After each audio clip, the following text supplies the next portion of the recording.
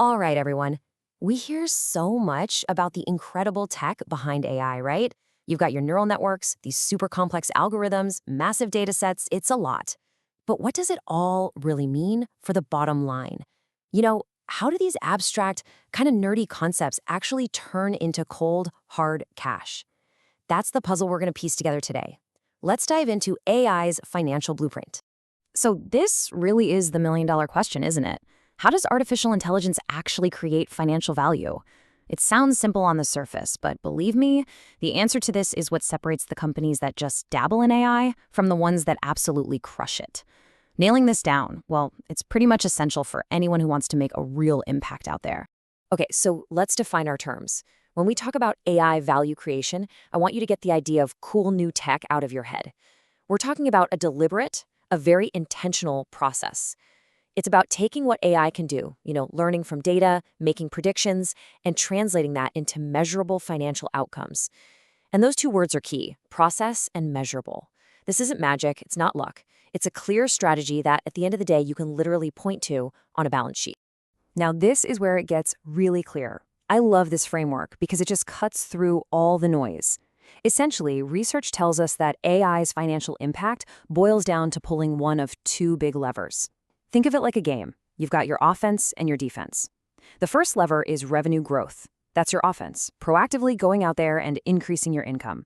The second lever is cost reduction. That's your defense, shoring things up and making everything more efficient. Any truly successful AI strategy, and I mean any, is going to be pulling on one, or very often, both of these levers. All right, let's tackle that first lever head on, revenue growth. This is the exciting part, right?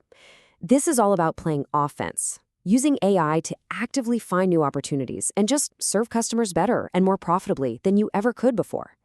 This is how AI stops being a background tool and becomes a real competitive weapon. So what does this actually look like in the real world? Let's take finance, for example.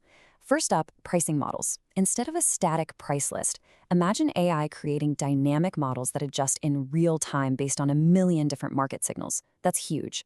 Then you've got better credit decisions. An AI can look at way more data points than a human ever could to get a much clearer picture of risk, which means fewer defaults. And finally, enhanced customer targeting. We're talking about getting so precise that you're offering the perfect product to the perfect person at the exact moment they need it. Each one of these, boom, a direct line to more revenue. Okay, so we've covered the offense. Now let's flip the coin and talk about defense. This is the second lever, cost reduction. It's all about using AI to make your entire operation leaner, meaner, and more efficient. Look, it might not sound as glamorous as raking in new revenue, but I promise you, the impact on the bottom line can be absolutely massive, sometimes even bigger. And here's how AI is an absolute game changer for a company's internal operations. Think about all those mind-numbing repetitive tasks. Data entry, reconciliation. AI just eats that stuff for breakfast. And it's not just about saving on labor costs, though that's part of it. It's also about a massive reduction in human error. For professions like accounting and auditing, this is, well, it's a revolution. Think about it. Auditors used to just check a small sample of transactions. With AI, they can analyze every single one. The efficiency gains are just off the charts. Okay, but here's the big but, the catch. And honestly, if you take away only one thing from our time together, let it be this. You can buy the fanciest AI on the market, have the fastest computers, the cleanest data, and it guarantees you absolutely nothing. This quote says it all. Value creation does not occur automatically. The technology itself doesn't just magically spit out money. You have to do the work to unlock it.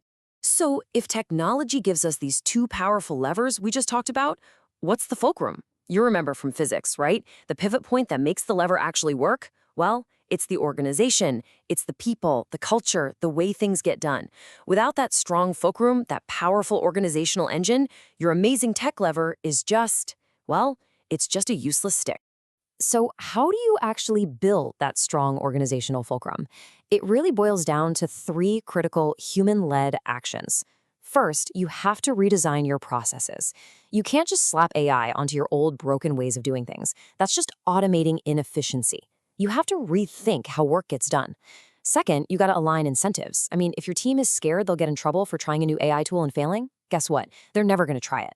You have to reward innovation. And finally, number 3, you must invest in data quality. The old saying is a cliche for a reason. Garbage in, garbage out. Your AI is only ever as smart as the data you feed. And that brings us to the core thesis of all this. This is the big idea right here. The technology, that's your lever. It gives you the power.